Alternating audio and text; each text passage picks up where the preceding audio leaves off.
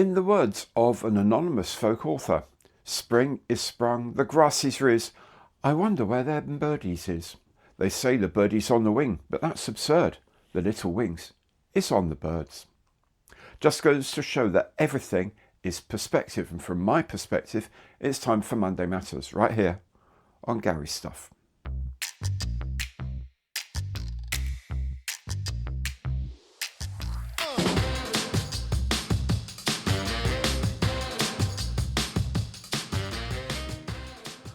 Hello everyone, I'm Gary. Welcome to my channel. Welcome back if you've been here before. Today is indeed Monday Matters. Now, during the course of this video, I'll be having a look at some of the news of the week, and I'll be catching you up with developments here at the channel.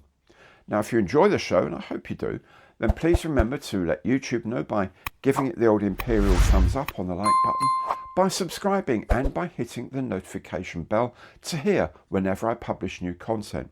All of these are free and a great way to show your support. More concrete means of support can be provided to the channel through my partner programs, whose links are in the information box below. Later on, I'll be bringing you up to date with channel news, but first, let's have a quick nose at what caught my eye this week in the big wide world of model making.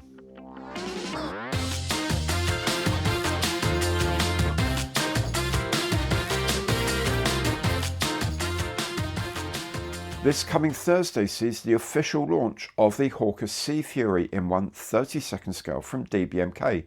Now, it costs £95. You can pre-order the kit at the DBMK website. You can indeed order it from the Navy Wings store online, or you can drop in at MODELWORX in New Haven next Saturday, as they're holding a launch event there too. After all, the boss of MODELWORX also happens to run the company that did the moulding of the kit.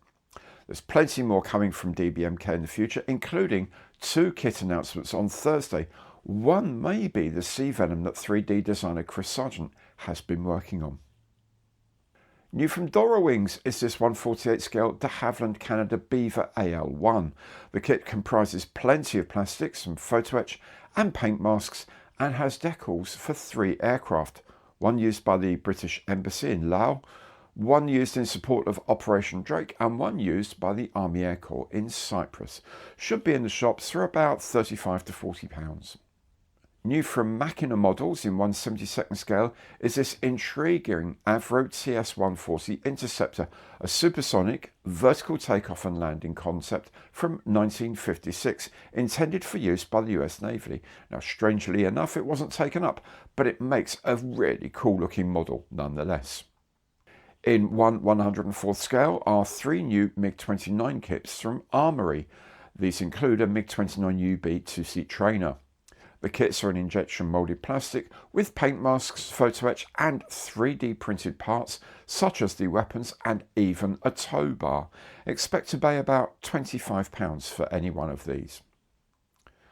Hobby 2000 is releasing 2 kits of the Heinkel HE162 Salamander in 1/32 scale. They look very much to me like reissues of the 2004 Revell plastic, but as usual with new paint masks and brand new decals.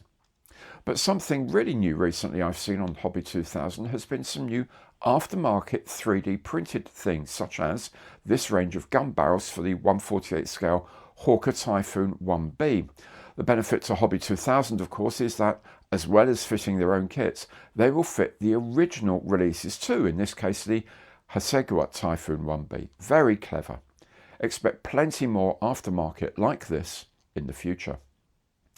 Visi Models brings us a couple of Czech interwar rarities with the Aero A34 and the Aero 134 biplanes, both in 3D printed resin and both at 1/48 scale. From German company 1602 comes this new 3D printed kit of the Porsche Type 245 Flak Panzer in 1/35 scale, as well as a Kälbler Z6 Schwerlast Zugmaschine, or heavy duty tractor, also in 1/35 scale. Well, also in 1/35 is this dual pack of American M3 and M3A1 half tracks from Andy's Hobby headquarters. And Roden says it will release this Borgward B3000S truck in 1/72 scale very soon. And finally, among a veritable tsunami of new products from print-on-demand specialists EMP3D is this set of 12 figures depicting the famous Christmas truce of 1914, available in either 1/48th or 1/35th scales.